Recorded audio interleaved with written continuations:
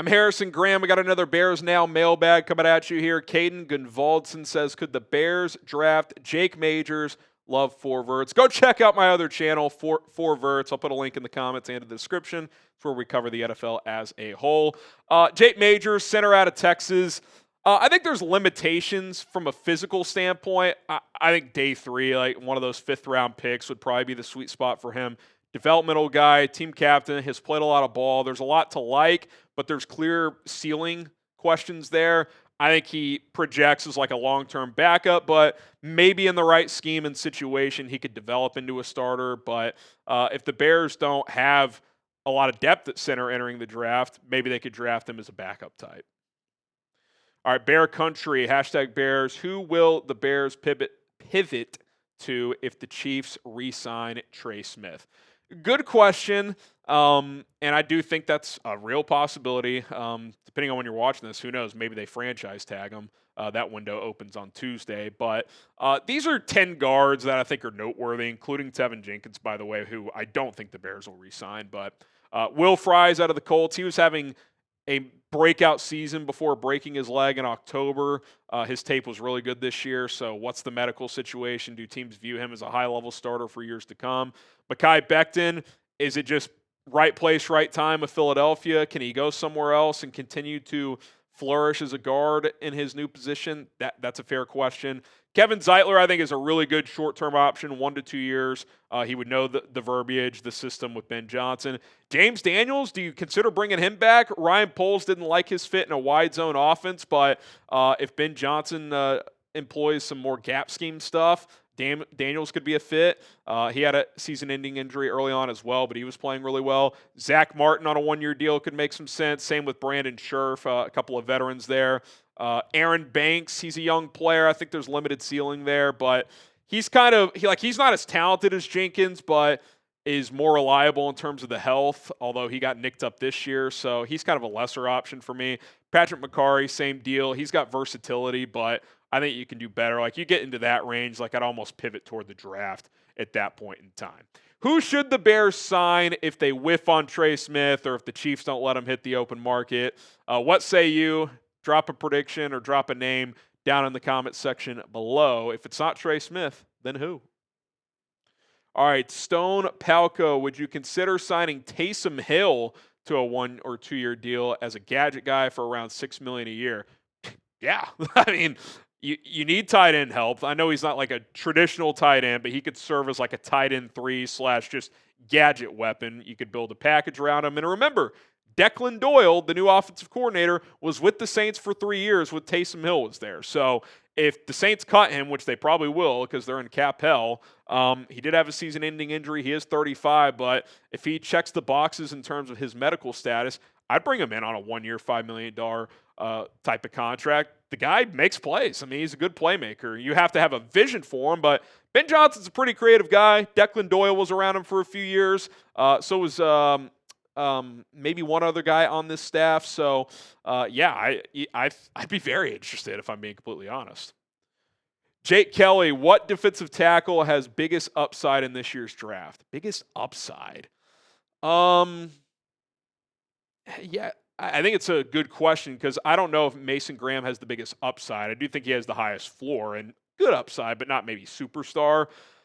Would a guy like Kenneth Grant, just because of how physically imposing he is, like could he become a Dexter Lawrence type where he's also a good pass rusher and we know he's a good run stopper? He's not there yet. I think the kid out of Oregon is pretty interesting, Derek Harmon.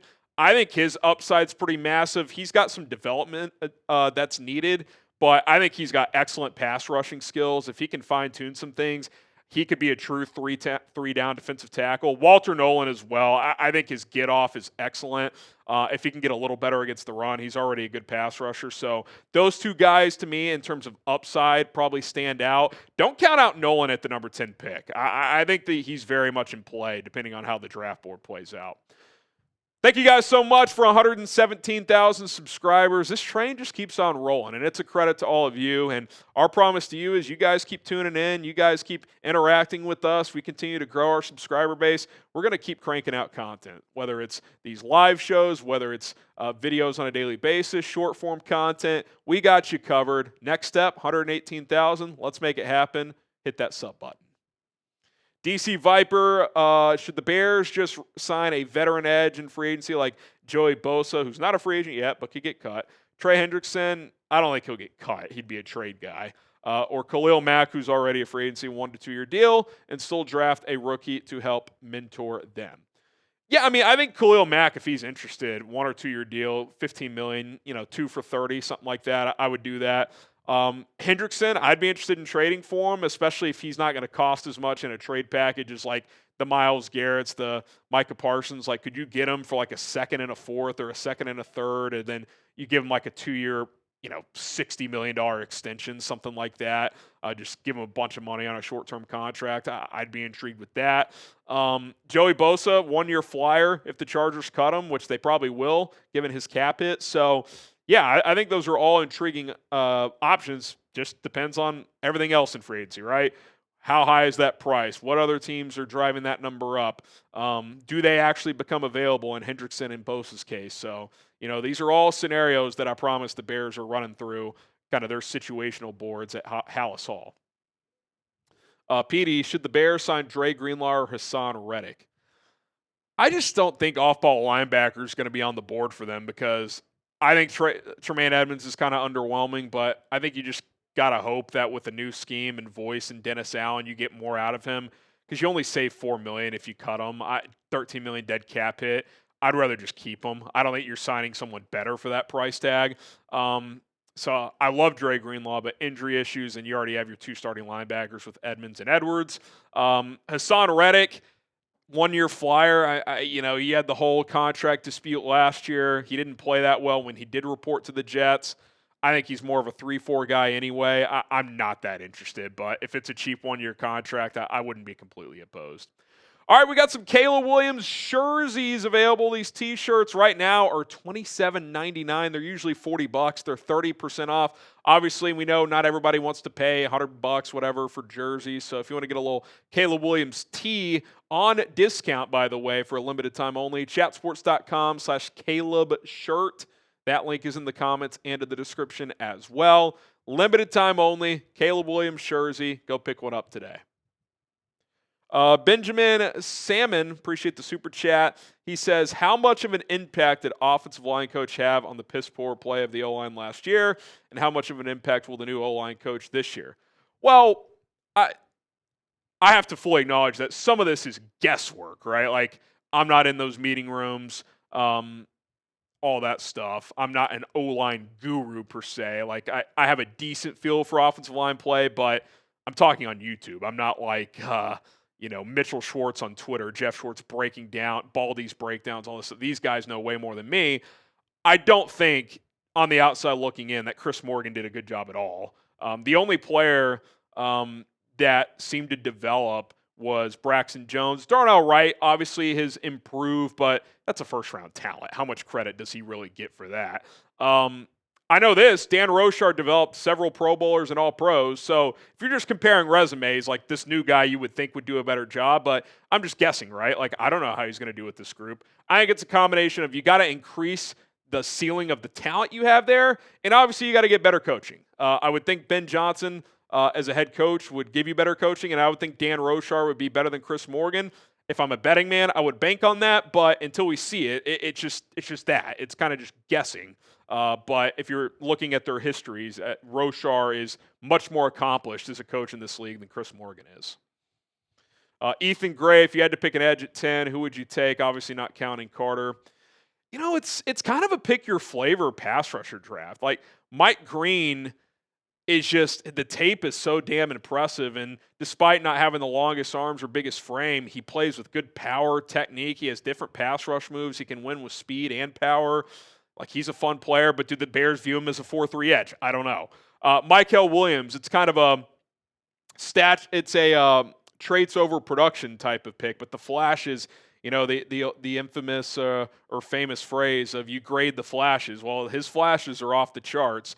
A guy like Shamar Stewart out of Texas A&M, incredible frame and physicality. Sat production just not there in college, though. Not a great finisher. Can that develop in the pros? You would think with good coaching it can. So, I think it's a good edge class, but it's really, what are you looking for? You're looking for stature, you're looking for production. Ideally, it's both, right? Guys that fit your scheme and have also been productive. So, I do think Abdul Carter's the best one. I do wonder if Mykel Williams would be the top guy on the Bears board, given his size and the flashes. So I don't know. I personally am still kind of working through my list, but after Carter, I really do think it's a pick your flavor situation. Who wins the NFC North this year? If you think it's the Bears, pulling off kind of the worst to first theme, usually happens at least once per year. Type CHI, I think it's the Lions repeating for a third straight year, DET. I think it's the Packers, FGB in the comments. Vikings, MIN, get your votes in. Adam Downing, any UFL players you'll be keeping an eye on this spring? I mean, at this point, no, but once the season gets rolling and, there's always a few players that pop, we'll keep an eye on it. I couldn't even tell you 10 players playing in it right now, if I'm being completely honest. I know Max Duggan's playing in it because I'm a TCU alum, and I think he's with the St. Louis team. But, when those games get going and we see, some of the highlights, some players will emerge. I mean, you've seen success stories like Kavontae Turpin goes from the UFL to arguably the best returner in the NFL. So there's always guys that emerge, but it's few and far between. Christian, thoughts on Trey Amos out of Ole Miss at slot corner? Bears don't need a corner, but he would be a good developmental pick. I think you're set there, right? Kyler Gordon, and he's going to be a fringe first, early day 2 pick. Like, am I drafting a high-end nickel? I don't think that makes sense for the Bears. I think he's a good player. I enjoy him, but I haven't really talked about him because I do think he's a nickel in the NFL, and that's like near the bottom of the list of what the Bears need. So, unless the Bears view him as someone who can play outside and they just want to push Tyreek Stevenson, I kind of think you already have someone that can push him, though, in Terrell Smith. I do think drafting a corner on day 3 could make some sense, get some depth there, but not on day 2. Appreciate all the questions here on this mailbag episode. If you didn't get your question answered, find me on social media. DMs are wide open at HGramNFL, Twitter, Instagram. We're available. Hit us up. Questions, NFL, Bears related, whatever. I'm an open book. Fire away.